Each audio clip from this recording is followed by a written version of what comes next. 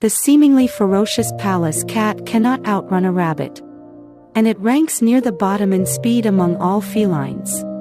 It can take an afternoon nap in blizzards where temperatures drop to 30 or 40 degrees below zero. You have most likely seen its memes online. With small ears and round eyes staring straight at the camera. It always looks as if someone owes it money. It lives on the Mongolian plateau, the Qinghai Zizang plateau, and the deserts of Central Asia. It hunts by ambush, hiding behind stones and exposing only half its head to watch for prey. The flatter its face, the higher its eyes sit.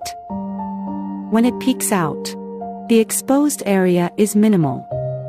When it tucks its head behind a stone, it looks like a small bump on the rock.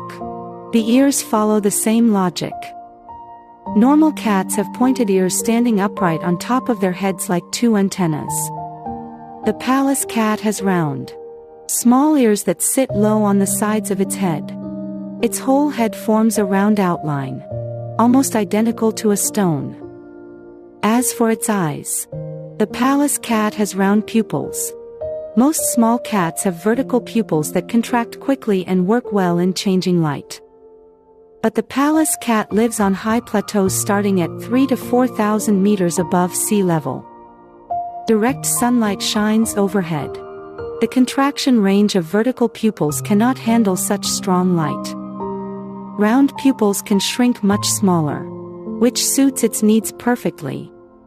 Every trait you find cute is actually a life-saving adaptation. Now let us talk about its fur. How dense is the Pallas cat's coat? Around 9,000 hairs per square centimeter. A domestic cat has at most 1,600. In winter, the fur on its belly can grow to nearly 7 centimeters long. When it lies on the ground, its abdomen rests on a thick layer of fur, like wearing a down quilt. Online pictures always make the Pallas cat seem round and chubby.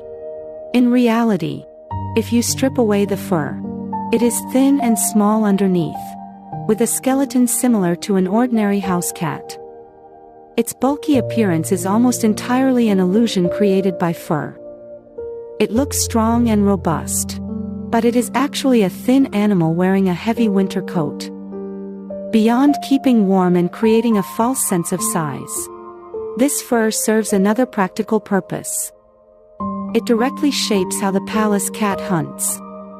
Its legs are extremely short, and its body is long and flat. It cannot chase mice, and it cannot even run well if threatened by a Tibetan fox. So how does it eat? The answer is patience. It finds a marmot burrow or a stone and lies motionless, sometimes for 3 hours. Once the prey is close enough, it strikes in one sudden move. Most other felines could not survive this hunting style. Many animals cannot even maintain body temperature long enough. But the Pallas cat has 9,000 hairs per square centimeter. It can lie as long as needed without losing body heat or patience. Its bottom ranking in speed is compensated by an entirely different strategy. The Pallas cat has lived in high-altitude wilderness for millions of years. These places are extremely cold and dry with intense ultraviolet light, and very few types and amounts of pathogens exist. Over time, its immune system gradually weakened and grew dependent on that nearly germ-free environment. Toxoplasmosis, which usually causes few problems for domestic cats, can be deadly to the Pallas cat. Zoos around the world try to raise Pallas cats, but the survival rate of cubs remains a major challenge. Many young Pallas cats die from various infections within months of birth. It can endure blizzards of 30 to 40 degrees below zero, but cannot survive the carefully controlled warm rooms provided by humans. Millions of years of extreme cold shielded it from germs.